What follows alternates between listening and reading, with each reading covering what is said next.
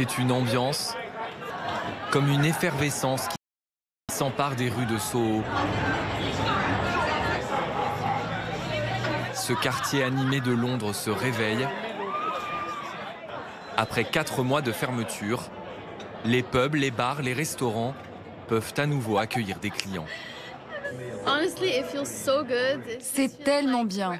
C'est comme si on sortait de prison. Nous célébrons un anniversaire, c'est le plus beau cadeau que je pouvais imaginer. Pour être honnête, j'étais un peu inquiet. Je ne savais pas trop à quoi m'attendre. Mais une fois que vous êtes installé et que vous avez une bière à la main, c'est la fête. Jusqu'au 17 mai prochain, les établissements ne peuvent servir qu'en terrasse. Mais déjà, une impression d'un retour à la vie d'avant. De quoi faire rêver les professionnels français qui doivent pour l'instant encore patienter. Dans son restaurant de la Côte-Varoise, Jean-Pierre Guiribelli achève quelques travaux et un grand ménage de printemps.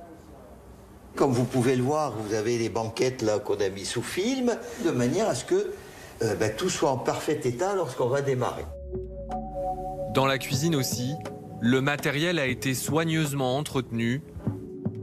Comme toute la profession, le gérant n'attend plus que le feu vert des autorités. Il n'y a qu'à tourner le bouton et tout fonctionne. Mais après, la clientèle, ça, on ne sait pas ce qu'on va nous imposer. C'est un souci pour nous. Avec son syndicat, Jean-Pierre Guiribelli participe aux discussions sur le protocole sanitaire qui s'appliquera à la réouverture. Malgré leurs demandes, les espaces intérieurs devraient rester totalement fermés dans un premier temps. Ici, si tout est ouvert, on aura le droit d'accueillir des clients. Il n'est pas question que ce soit fermé. Mais comme vous pouvez voir, on a un toit ouvrant, on a des côtés qui s'ouvrent et en surface aussi. Donc on pourra recevoir des clients, mais bien entendu, le nombre de couverts sera divisé en 2. Un service en terrasse pendant plusieurs semaines sur le même modèle qu'au Royaume-Uni. Voilà ce à quoi s'attendent cafetiers et restaurateurs.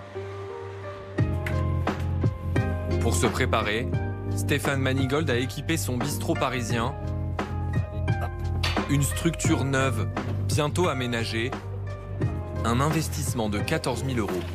On a travaillé en fait avec les distanciations sociales, les plus d'1,50 m sur chaque espace, en fait, entre chaque diagonale et chaque client. Et bien là, on va pouvoir mettre 40 personnes.